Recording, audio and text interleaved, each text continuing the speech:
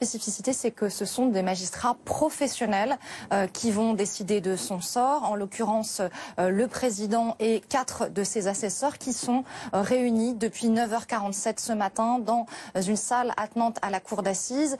Ils ne peuvent pas avoir de contact avec l'extérieur. Leurs téléphones portables doivent être coupés. Ils ont une petite cafetière pour éventuellement pouvoir tenir la longueur de la journée. Et évidemment, ils ne peuvent pas sortir de cette salle, même pour s'alimenter. Donc, ils se sont fait livrer évidemment des plateaux repas.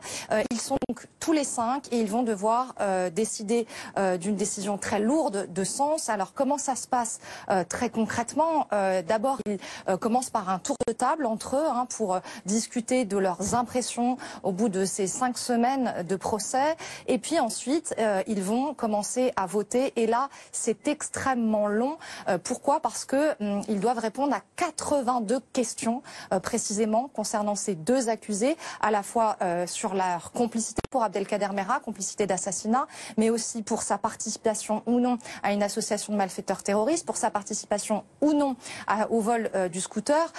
Pareil pour Feta Malki, l'autre accusé, qui est lui aussi renvoyé devant cette cour. 82 questions et à chaque fois, eh bien, ils votent. Il y a un vote à chaque question. Ils ont un même stylo un stylo avec une même couleur, de couleur noire, pour pas qu'il y ait d'équivoque. C'est pour ça que c'est long, parce qu'il faut répondre à chaque question et à chaque vote, il y a un dépouillement. Et puis une fois que la culpabilité ou non est établie, s'il y a culpabilité, il se penche sur le quantum de la peine, c'est-à-dire pour combien va-t-il être condamné d'années, combien d'années passera-t-il en prison.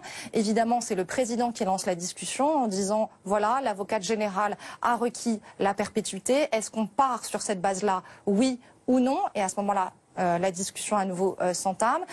S'il n'est pas question de partir sur la perpétuité, on part sur 20 ans.